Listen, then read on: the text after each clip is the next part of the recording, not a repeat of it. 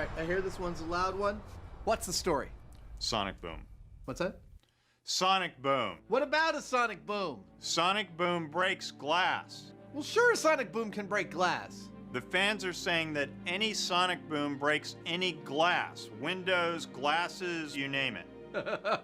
That sounds like fun. Well, the best part is that we get to ride in a jet. You want to lay down a bet? Where are you going? Dude, come on back. I was just kidding. I want to hear all about these jets. It's not just about the jets. The myth is that any sonic boom can break glass, and you and I both know that bullets go supersonic sometimes. You're suggesting we start with guns and glass. Exactly. I love it. And then we go for the jets. Can I fly in the jet, please? Can I be the one who flies in the jet? Why should you get to fly in the jet? Because I'm going to be funnier on camera in the jet? Well, okay. You need to log some training hours first because we need to know that you can handle it before you go supersonic. I cannot believe the Blue Angels are going to fly just for our experiment. They're not. This is a training exercise. We're just tagging along. You're cleared to fly. So I get to fly supersonic now? Well, hold on a second there, cowboy. Remember, we were going to start with sonic booms from guns first. Oh, right. I've got a table full of glassware. I've got a .50 caliber rifle. We're good to go. That sounds like a perfect day. Let's do it. So while Adam gets busy with the corridor of glassware, Heineman is handling the hardware. If you're not aware, the .50 caliber is the big gun. There's not really anything that a civilian can get a hold of that's any bigger or more powerful than this. It kind of puts a smile on your face if you're a gun enthusiast. And the peaceful, pastoral location I love the smell of gunpowder in the morning. Let's do it. that's about to be interrupted by the sound of violence is a familiar scene to the Mythbusters team. This bucolic setting is in fact the Chabot gun range, and we've shot many bullet-related myths here, including Sniper Scope, Son of a Gun, I don't see anything. and a couple of What is Bulletproof episodes. Today, we want to find out if one of these can break one of these. But not by hitting it, merely by passing by. Yes, today is all about the sonic boom. Let's talk sonic booms. Now, the first thing you need to know is that sound travels at 761 miles per hour at sea level. Now, this bullet goes supersonic when it's fired, and it goes about 1,984 miles per hour. And what is happening is that there's a shock wave created by a kind of a conical wall of sound trailing behind the bullet as it's going through the air. And when that wall of sound actually crosses a person, the person experiences that as a sonic boom. You can think of this kind of like a boat on the water, and the boat is leaving a wake behind it. And you're like a dinghy kind of floating nearby, and when the wake passes across you, you start to react to it. Now, what we're doing here is seeing what glass will do when that pressure wave goes through the glass. Will it break it? We're gonna find out. Right, little bullet, here is your motivation. Here's how it's gonna work. We're gonna put you down the barrel of this, and then Jamie, I know how you like Jamie, is gonna pull the trigger. Sonic boom from 7.5 inches. At that point, I would really appreciate it if you used all your gases expanding in that direction to start traveling down this way towards the glass. Right, about 1,984 miles per hour. And 3. I'd like you then to travel down the middle part of the glass, past the glassware, the light bulbs, the wine bottle. 2. And then if you feel like it, if the physics are right and you're in the mood and you'd like to break some glass with your sonic boom, you go right ahead. 1. That is a hell of a thud. A thud Adam and Jamie could feel through the air. But a thud for which the glassware didn't care. It all looks pristine. It does.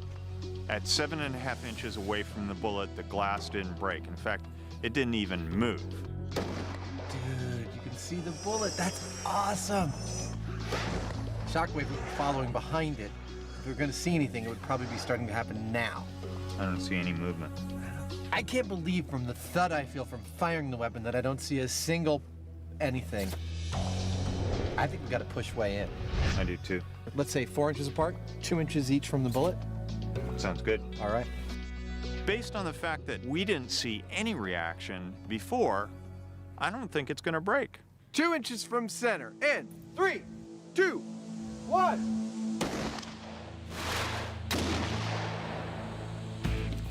Once again, Adam and Jamie gather at the glass, disappointed by the lack of carnage. Everything is pristine. As the high speed illustrates, there wasn't even the slightest tremor. I don't see any. I got to say, I mean, if a bullet passed that close to me, I'd be scared to death. And those glasses, it's like nothing's happening. Which is enough evidence to convince our hirsute Hoosier. At this point, I don't think the bullet's going to break the glass.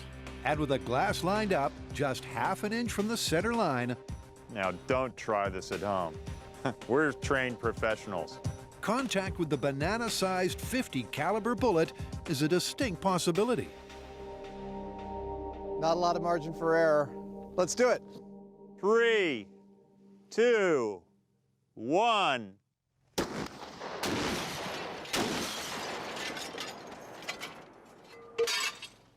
I don't think that was a shockwave. Me neither. Me too. That looked to be a direct hit on the rig. See that right there? That's not a sonic boom. That's a bullet hit. That's where the bullet contacted the frame, started shattering glass, and the glass itself traveling with the bullet all the way down the corridor, tearing crap up as it went. Yeah, the rest of this is from the shrapnel, probably, huh? Yeah. So the bullet hit the glass, and darned if it didn't break it.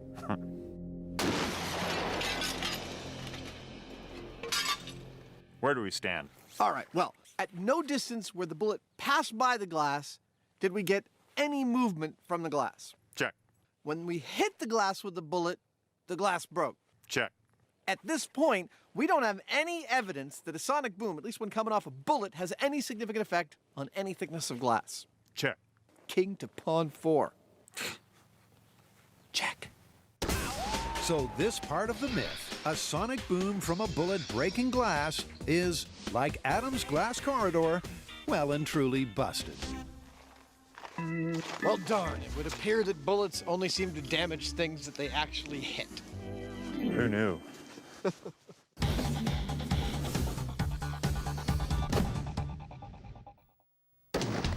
Adam and Jamie now know that the sonic shockwave from a passing bullet, if they even create one, doesn't break glass.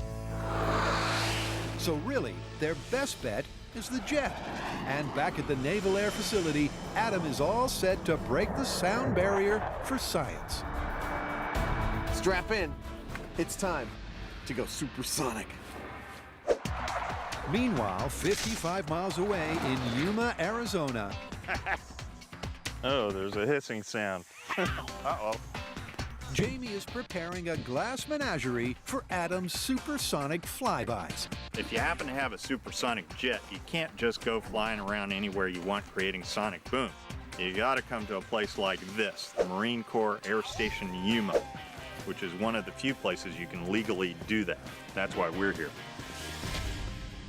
Mythbusters, Blue Angels, test site. Plenty of space.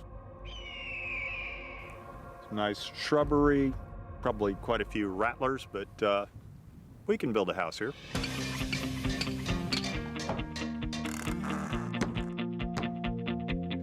That ought to do it. And there's a glass window in it. Yeah, it's all real glass. And what we need now is a rundown of the test protocol. Okay, buddy. Here's the deal. Pay attention. We're here to see if we can break some glass with a sonic boom.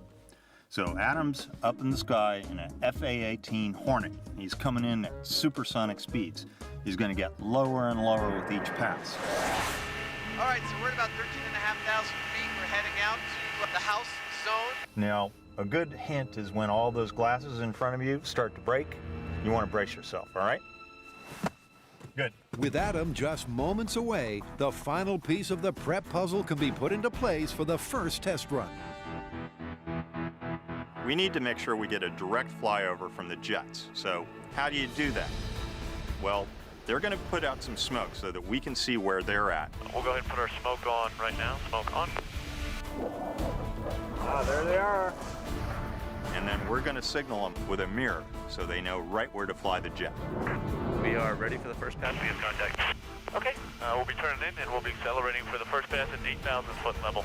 7, PAO, ready for 8,000 foot pass. We just got word from Jamie's team that they are ready and waiting for us, and we are just about to bypass them at faster than the speed of sound at 8,000 feet. Here we go. That's the cue for Lieutenant Walborn to do the jet fighter equivalent of putting his foot down. There goes the afterburners. Mach 0.85, Mach 0.9, Mach 1, Mach 1.03. And because Mach 1 is the speed of sound, Adam Savage is now supersonic. Wow, this feels good. Mach 1.06. So as they pass directly overhead, they've got the speed they need. But with the test site a speck in the distance, the impact on the ground is distinctly underwhelming. Was that supersonic? Yeah. That was no boom. That was nothing. And we're slowing down. Back down to Mach 0.98. Ah, this is so cool. I've heard them louder than that going over my house.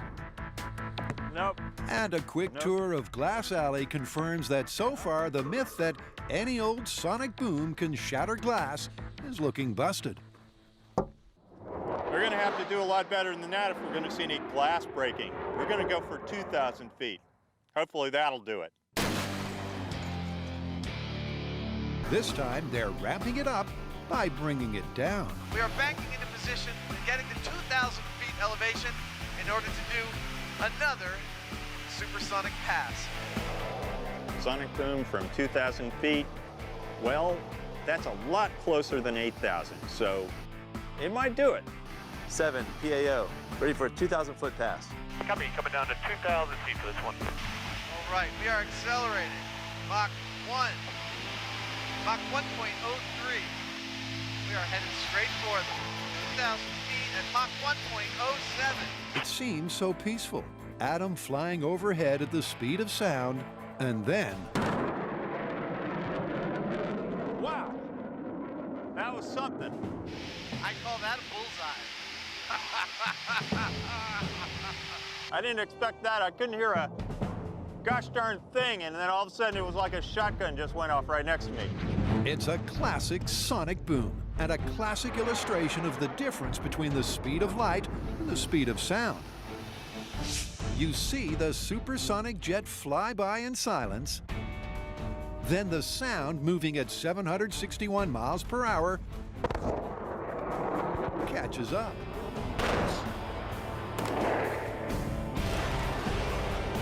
But the big question is, did it do any actual damage? Nothing. It's all intact.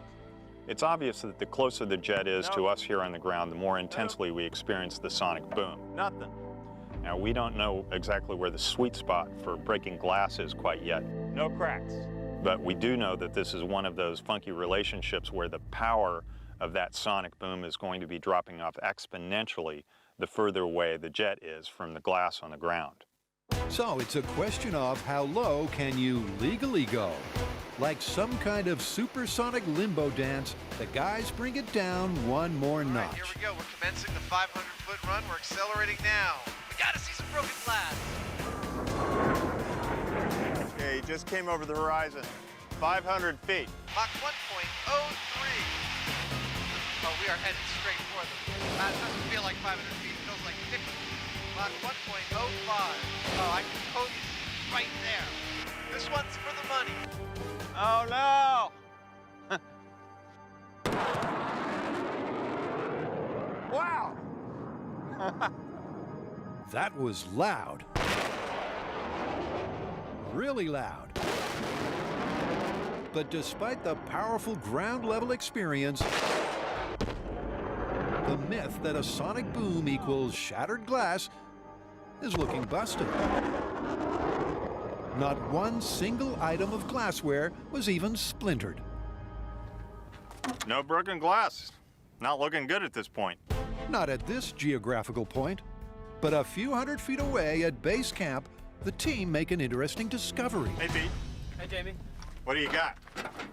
Well, what happened was on the 500-foot pass, the sonic boom ripped through this trailer, opened up all the cabinets, and came out right here on the skylight and blew it completely off. Yep, just like a pop top on a soda can. So it opened all the doors. It did. And It didn't break any glass. it did not break any glass. But it blew the top off the RV. It did. I'll be darned. So, if you park in a restricted military zone where low-flying supersonic test flights are taking place, I don't see any damage to any of these, but that's odd. It opened all the doors. this could happen. But in reality, very little damage was done. Maybe the vent was already weakened. And getting back to the myth, no glass was smashed.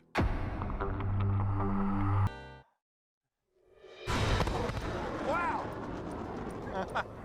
So our 500-foot pass did not break any glass. Nothing.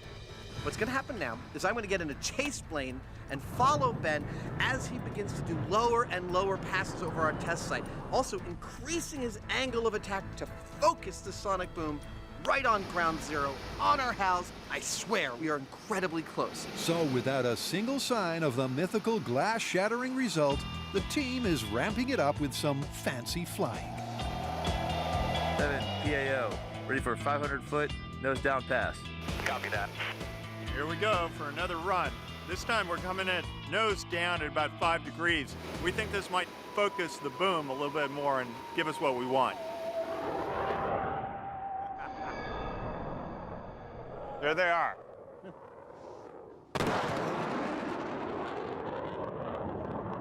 Man, that's a rush. Before Jamie can get in and check the results, Ben blasts by twice more in quick succession. And this time, damage is definitely done. No window. I can see it from here. A broken window, but not exactly as per the myth. Oh no. It blew the window out of its hole, but it didn't break it. The 3 rapid-fire, low-altitude supersonic flybys have clearly had an effect. The plot thickens. That broke the door. But the jury is still out on whether it will specifically break glass. Didn't break any of the glass. It knocked it down though. And that has got Jamie thinking. A sonic boom is just a pressure wave. Now, we've created a lot of pressure waves on Mythbusters. We've put out fires with them. We've broken wine glasses. But on the other hand, we've tried to make people poop and we've tried to blow up cars with them. Those didn't work too well. Sometimes they just don't behave the way you expect, from reflections, from harmonics, from all sorts of subtle details that you only figure out after a lot of experimentation. And that further experimentation is a set of 5 200-foot passes, which is as low as we can legally go. Lower than anything seen outside the training zone. These things are coming in so low, we're not going to see them until they're on top of us. Blowers ready now.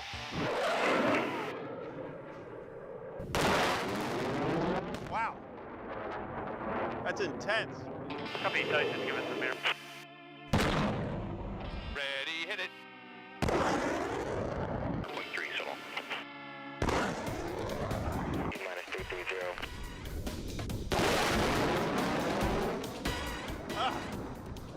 That kind of wakes you up in the morning. Well, that right there were 5 sonic booms hitting that house and the car and the glassware at 200 feet. I gotta go check it out. What the heck? Nothing. Like the glassware, the car escaped unscathed. Well, it didn't break it, but it knocked off the rear view mirror. Well, almost. But over at the house, it's a whole different story.